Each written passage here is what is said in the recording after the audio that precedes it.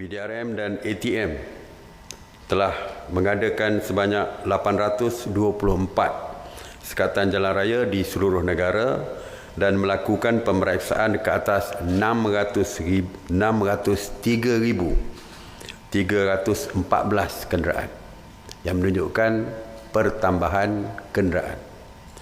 Sebanyak 52,380 pemeriksaan mengejut telah diadakan di seluruh negara dengan sebanyak 6,127 premis telah diperiksa oleh pihak berkuasa.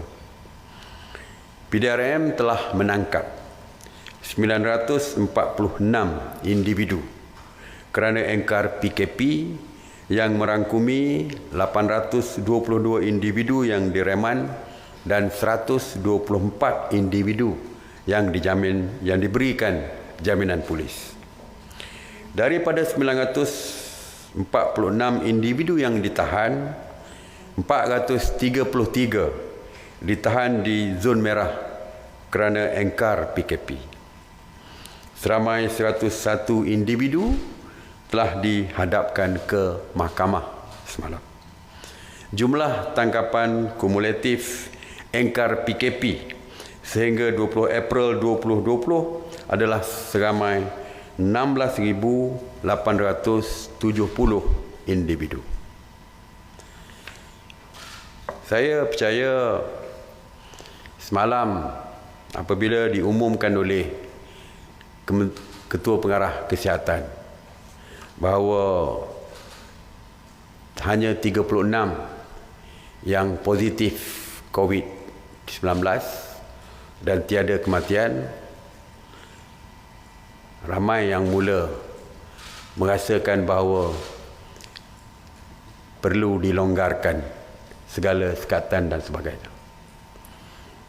Saya harap selagi PKP tidak ditamatkan, selagi tidak ada SOP yang baru diperkenalkan oleh kerajaan, maka PKP yang ada SOP ataupun peraturan yang ada pada hari ini masih terus kekal.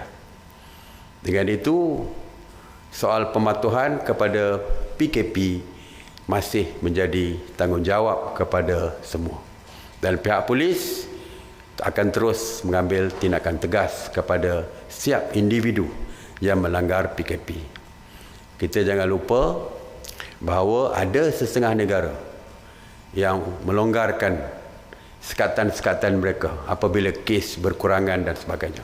Tetapi akhirnya berlaku peningkatan COVID positif semula yang menyebabkan mereka terpaksa bukan saja mengisytiharkan PKP, ada negara yang mengisytiharkan darurat dan sebagainya, emergency. Jadi saya harap perkembangan yang baik ini boleh dijadikan sebagai satu perkara positif supaya kita bertindak dengan lebih tegas lagi untuk diri kita supaya terus mematuhi setiap arahan PKP, setiap arahan yang dikeluarkan oleh kerajaan dan mematuhi setiap perintah di dalam PKP tersebut. Untuk sanitasi awam, ianya diteruskan oleh Kementerian Perumahan dan Kerajaan Tempatan, iaitu sejak 30 Mac 2020 KPKT telah melaksanakan 3,040 operasi sanitasi awam di 107 zon, termasuk di 30 zon merah. Semalam, sebanyak 250 operasi sanitasi awam meliputi 78 zon di 14 negeri, termasuk 14 kawasan di Johor dan 27 kawasan di Terengganu. Operasi sanitasi semalam merangkumi 159 bangunan kerajaan, 111 tempat awam, 133 pusat perniagaan dan 9 pasaraya. Kita juga mendapat permohonan, KPKT mendapat permohonan daripada syarikat-syarikat yang ingin mendapatkan perkhidmatan daripada syarikat-syarikat swasta bagi melakukan sanitasi terhadap bangunan mereka ataupun premis perniagaan mereka. Mesyuarat bersetuju untuk membenarkan walaupun bagaimanapun ianya tertakluk kepada siap SOP yang dikeluarkan oleh Kementerian Kesihatan. Mereka perlu bekerjasama dan mendapat nasihat daripada Kementerian Kesihatan, dan dalam masa yang sama pemantauan sewaktu sanitasi tersebut juga perlu dilakukan oleh Jabatan Bomba dan Penyelamat. Mengenai pusat kuarantin, setakat semalam sebanyak 193 pusat kuarantin beroperasi, iaitu berbanding dengan 191 pada hari sebelumnya, yang mana 16,844 individu sedang menjalani proses kuarantin wajib. Semalam 1,137 rakyat Malaysia telah pulang ke tanah air dan telah pun dikuarantin secara wajib. Seramai 14,937 rakyat Malaysia yang pulang dari luar negara telah dikuarantin wajib sejak daripada 3 April 2020. Sejak 18 April 2,317 individu telah pun selesai menjalani kuarantin wajib dan dibenarkan pulang ke kampung halaman mereka. Dan cuma yang saya sebutkan semalam dari segi warga negara asing yang tidak dapat pulang kerana negara mereka menutup pintu ataupun tidak membenarkan penerbangan masuk dari mana-mana untuk membawa pulang rakyat mereka. Kementerian Luar sedang berbincang dengan kedutaan-kedutaan mereka untuk memastikan kebajikan rakyat mereka terjaga. Mengenai pengagihan topeng muka percuma oleh kerajaan, seperti yang diumumkan sebelum ini, kerajaan bersetuju untuk mengagihkan siap isi rumah 4 keping topeng muka secara percuma. Kerajaan telah memperuntukkan 32.4 juta topeng muka untuk diedarkan. Dan setakat ini, kerajaan telah pun mengedarkan sebanyak 23.4 juta topeng muka, iaitu 69% daripada keseluruhannya. Ia diedarkan oleh APM ke negeri-negeri dan diturunkan ke pusat bencana, pengurusan bencana daerah, dan diagihkan melalui barisan hadapan di daerah-daerah. Untuk Sabah dan Sarawak, pengedaran akan bermula pada hari ini. Mesyuarat telah membuat keputusan untuk menghadkan operasi Jabatan Imigresen dan agensi berkaitan di pintu masuk bangunan Sultan Iskandar, Johor, iaitu di Tambak Johor, dan Kompleks Sultan Abu Bakar di laluan kedua ataupun second link. Masa operasi Kastam, Imigresen dan lain-lain agensi di bangunan Sultan Iskandar dipendekkan daripada 24 jam sebelum ini kepada 7 pagi sehingga 7 petang bagi pergerakan masuk rakyat Malaysia daripada Singapura.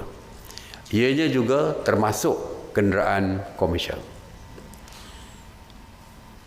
Bagi Kompleks Sultan Abu Bakar, iaitu di link kedua ataupun laluan kedua, operasi berjalan seperti biasa, iaitu 24 jam. Maka jika ada kecemasan, ada keperluan rakyat kita untuk pulang ke Malaysia selepas waktu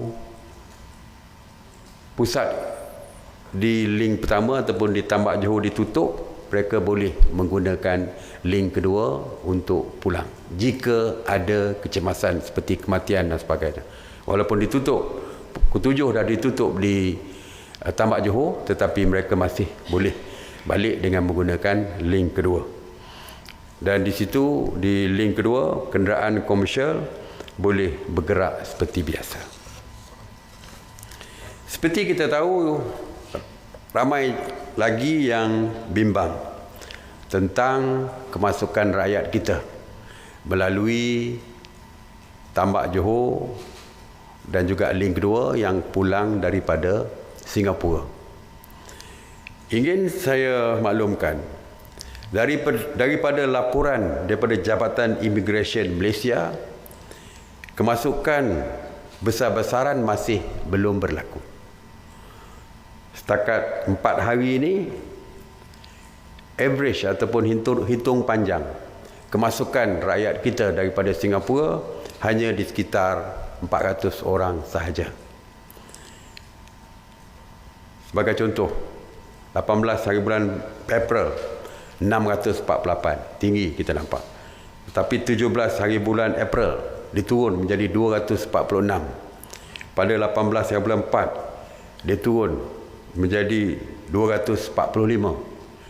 19 hari bulan 4 naik balik kepada 604, dan 20 hari bulan April turun balik menjadi 297.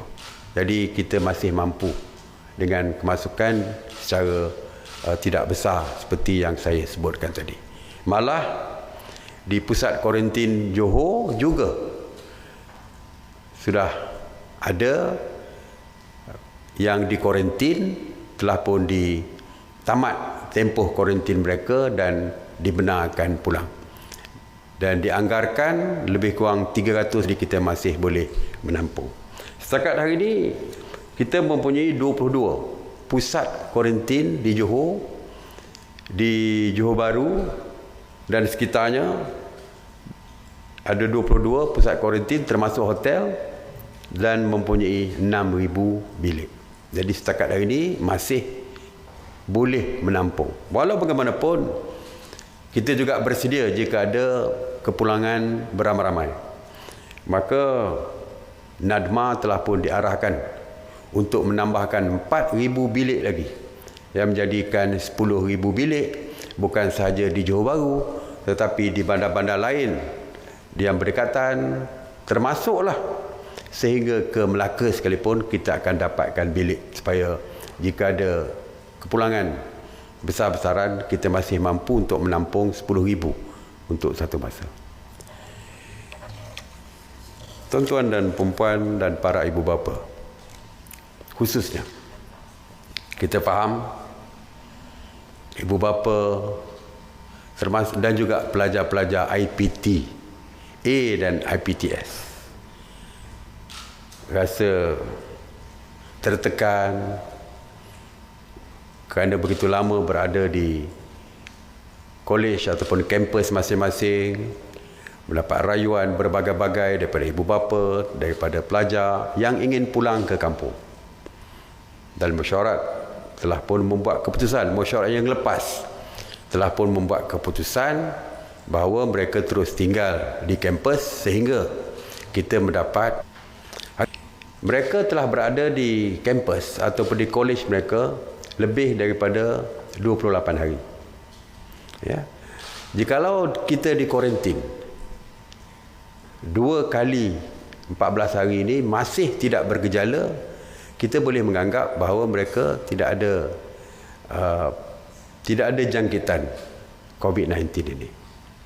Jadi kita berbincang tadi bahawa ada kemungkinan ya kita boleh membenarkan mereka pulang, walaupun kita mahukan satu SOP yang ketat.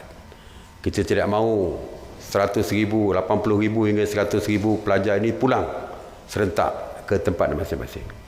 Dan kita mungkin memerlukan mereka mendapat saringan kesihatan dulu sebelum mereka pulang ke kampung. Jadi itu antara perkara yang kita lihat, dan kita minta supaya perundingan di antara Kementerian Pengajian Tinggi dan Kementerian Kesihatan supaya kita boleh lihat bagaimana kita nak bantu pelajar-pelajar ini untuk pulang, bagaimana kita nak bantu ibu bapa yang begitu risau berada di kampung untuk menunggu kepulangan anak mereka, dan mereka tidak mahu lagi anak mereka berada di kampus tapi boleh pulang ke kampung.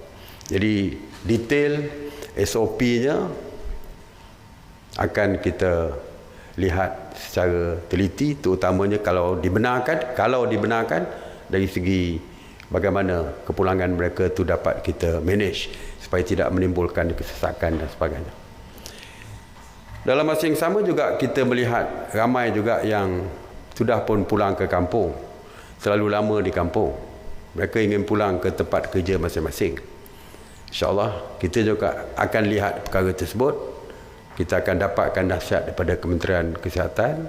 InsyaAllah kita akan lihat perkara ini, kerana kita juga tahu bahawa 1 bulan lebih sudah berada di kampung mungkin meresahkan mereka.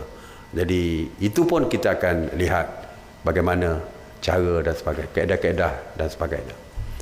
Jadi itu saja untuk hari ini. Terima kasih sekali lagi. Saya harap semua kita patuhi segala arahan yang dikeluarkan oleh kerajaan bagi kita memastikan rantaian COVID-19 ini dapat kita putuskan dan dapat kita segera tamatkan PKP ini.